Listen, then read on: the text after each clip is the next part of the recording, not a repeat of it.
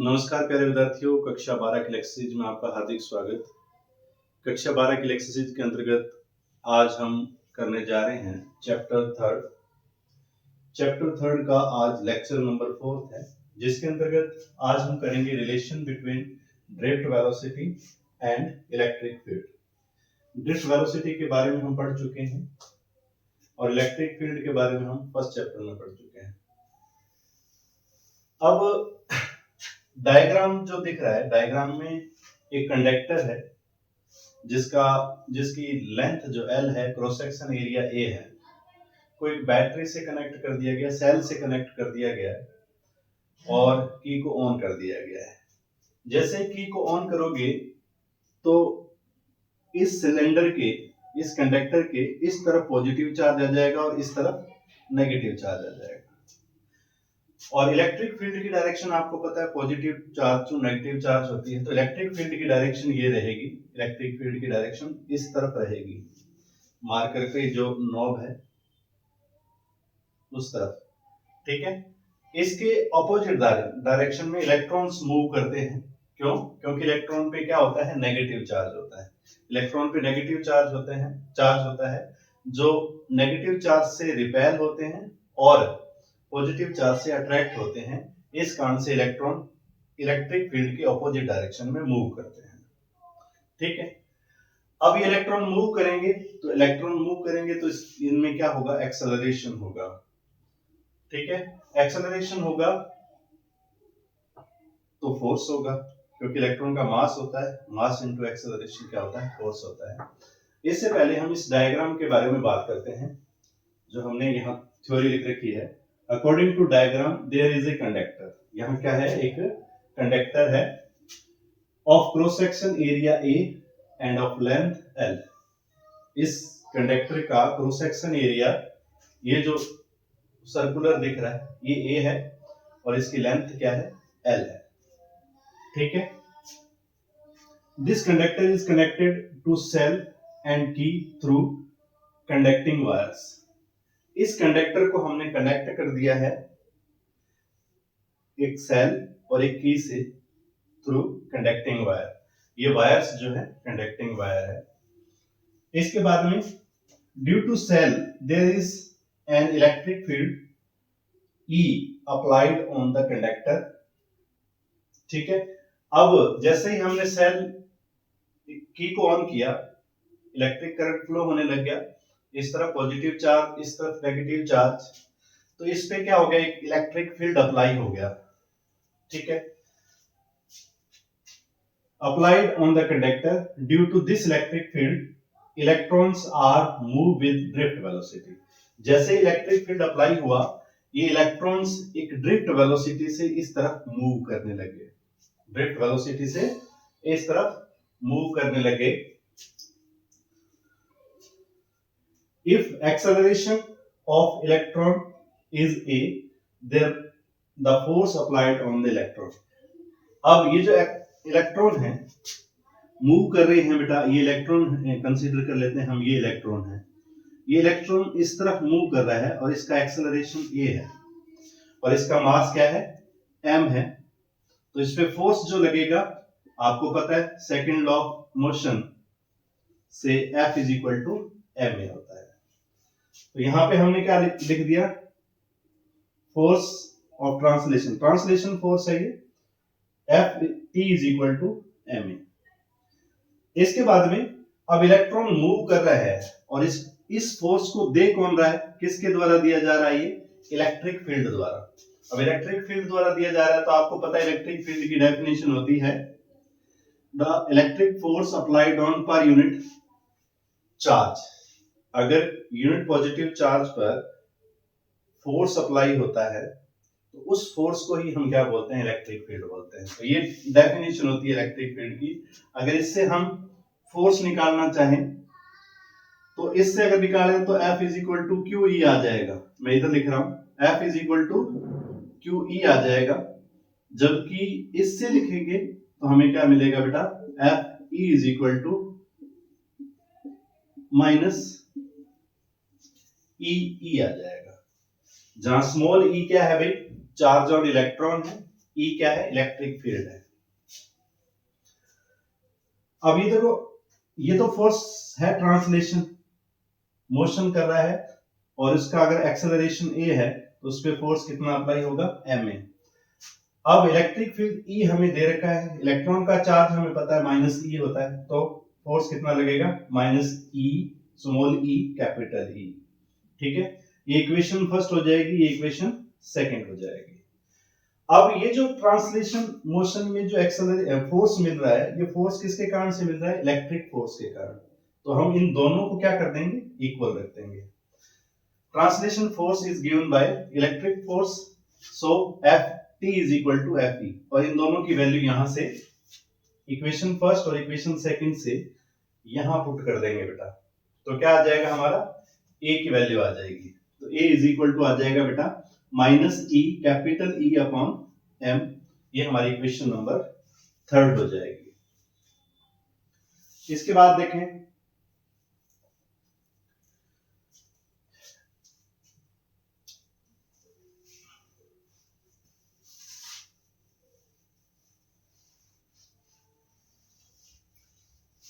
इसको मैं इरेज कर देता हूं।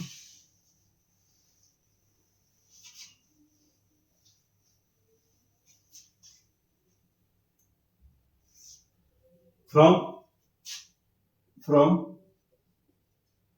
First equation of motion, first equation of motion क्या कहता है कि final velocity is equal to initial velocity plus acceleration into time. ये इक्वेशन आ जाएगी बेटा फोर्थ।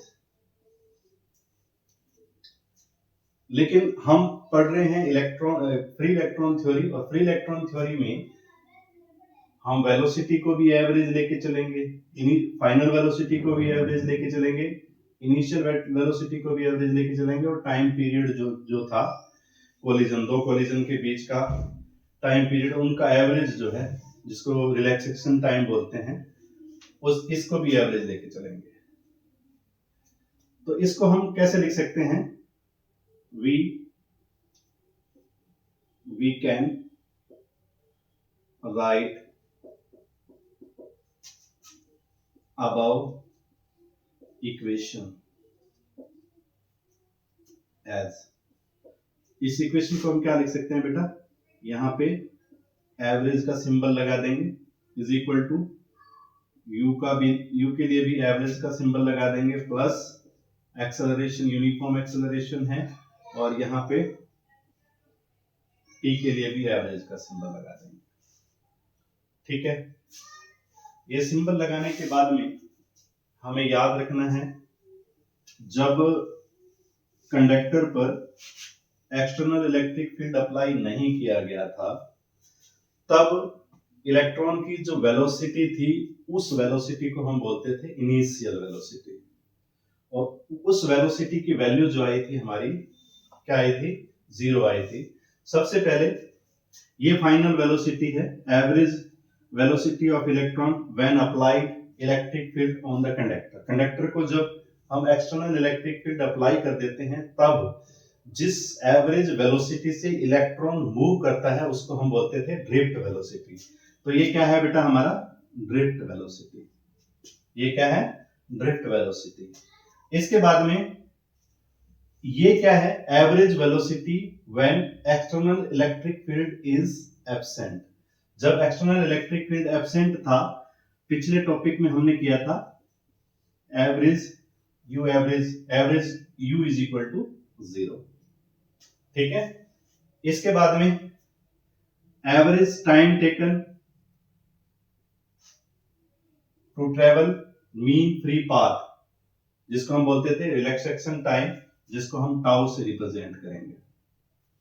ठीक है, इन सब की वैल्यू हम इस इक्वेशन में रख देते हैं, और इसको इक्वेशन नंबर देते हैं फिर, और यहां पे लिखते हैं भाई, put all these values in equation 5th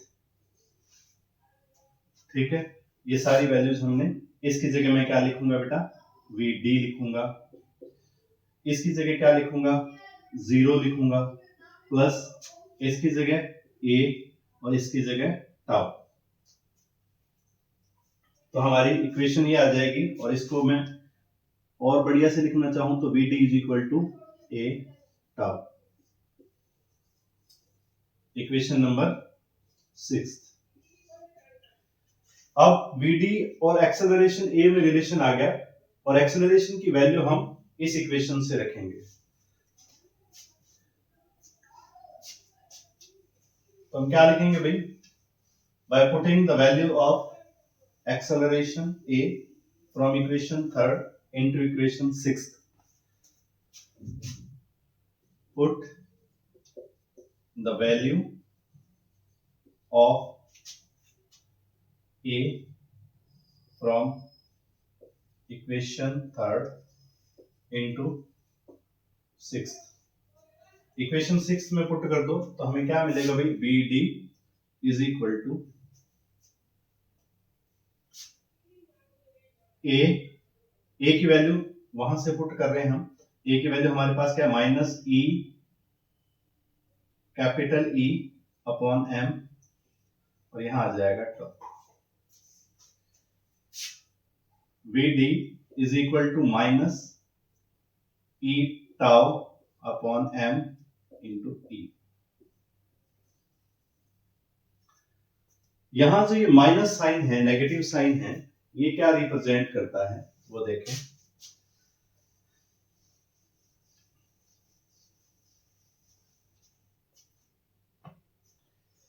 here negative sign represent that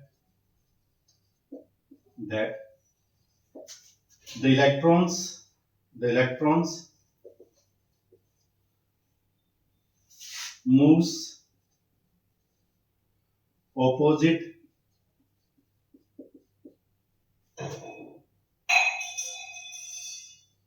direction of electric field intensity। Electric field intensity के ये अपोजिट डायरेक्शन में मूव करता है, यानी कि ये ड्रिफ्ट वेलोसिटी जो है इलेक्ट्रिक फील्ड के अपोजिट डायरेक्शन में। आपने पहले बात करी थी कि इलेक्ट्रिक फील्ड इस तरफ है, इलेक्ट्रॉन इस तरफ मूव कर रहे हैं, तो ड्रिफ्ट वेलोसिटी इस तरफ है, इलेक्ट्रिक फील्ड इस तरफ है। इस कारण से यहाँ पे नेगेटिव साइन आया है, ठीक है। तो ये था relation between drift velocity and electric field. Vector form में लिखेंगे तो इस तरीके से लिखा जा सकता है भाई, VD vector is equal to minus E tau M E vector, ये हो जाएगा।